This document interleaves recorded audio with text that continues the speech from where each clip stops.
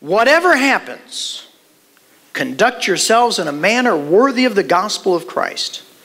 Then, whether I come and see you or only hear about you in my absence, I will know that you stand firm in one spirit, contending as one man for the faith of the gospel, without being frightened in any way by those who oppose you.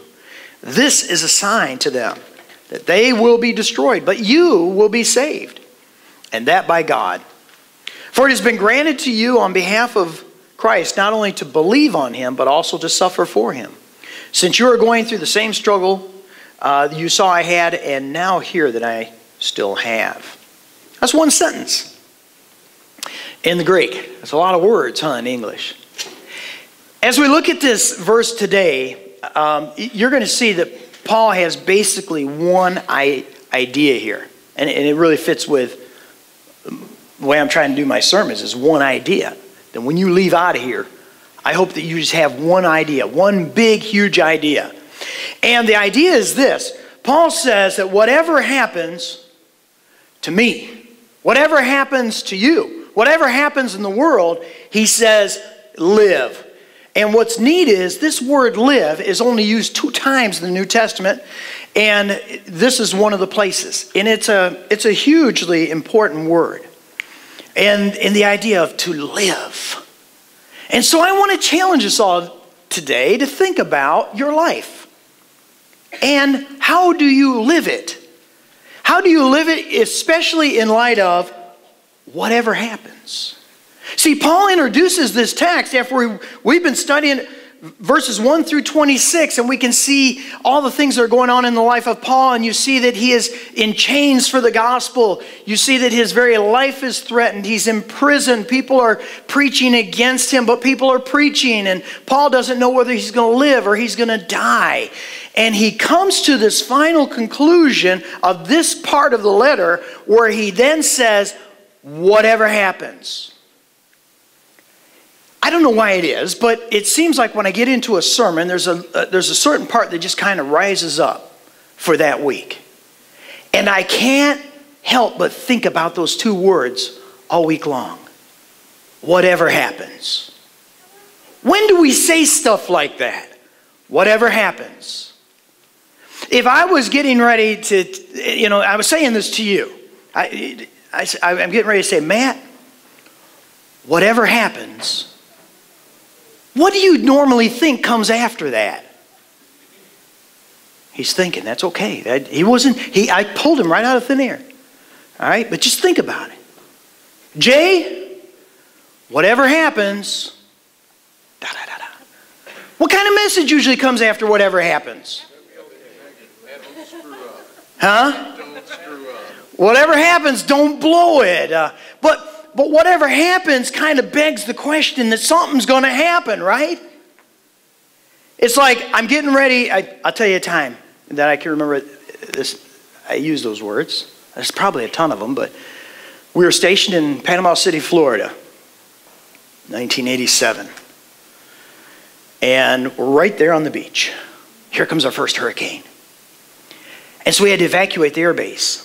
And so I took my wife and children and we went to a friend's house inland. And the Air Force called me and said, Tom, you need to get back to the air base because we have to do some things with the aircraft to get them out of here. And so it's like, Vera. I mean, this hurricane is bearing down on our Air Force Base, by the way. We're gonna be ground zero when it comes across land. You understand? And so I go to Vera and it's like, I gotta go, babe. Whatever happens, I love you, or you give some message, right? It presupposes something's gonna happen. Am I just so simple it just hits me like that? I don't know if it gets you, but we're looking at Paul here. Whatever happens, he starts to conclude. I might die. What might happen to Paul? Paul might die. He might die. Right? He's already told us that. He also might live. Those are both choices. Whatever happens, though, don't blow it. Bruce, I like that. Don't blow it. Nah, not so much maybe don't blow it. But you get the gist of it, right? Walk worthy. Walk worthy. What's the worthy walk look like? How do I know if I'm walking worthy, you know? And so we go to our text here, and Paul says, whatever happens, I might die, I might live, but whatever happens, he says, you live. You live. And that word live is so rich because all of us are doing it. What is living? I mean, John, is living just you're sucking in air, you're taking in nourishment, you're still, vertical, you're not dead, you're live. You're alive, You live, right? Is that life?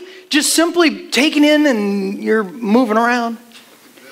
That's existing. Thank you, sir. My cameraman is really working good today. But he's not saying, whatever happens to me, I might live, I might die, but in that case, please just go on existing. You think that's what he's saying? Matt, do you think that's what he's saying? No, he's saying a lot more than that, isn't he? He's saying live. And now he's going to go in and just briefly in this one sentence, he's going to show us what it means to really live. Because I know I've been there. I'm there on a regular basis where I'm thinking, I just want to make it through today. That's all I want to do. I just want to go home. I want to lay up on the couch. I want to get the remote, maybe some chips or some pretzels and a soda and just, isolate myself from all this goofiness around me. I just want to exist, I just want to survive. Paul is calling us to a higher, more noble reason to live. Because one day, I know young people don't think this, because you know what? I was a young person one time. Do you believe that? Austin, you believe? I really was. No, I'm not kidding. And you know the people who say, life goes by so fast? Old people. Old people say that. When I was your age, I thought, they're old people. Old people always say that. You know why? Because old people know. They do, right, old people? Don't we? Oh, which, by the way, this is probably a good time to get on tape. Shirley Piepenburg, where are you? Where's Shirley? I apologize.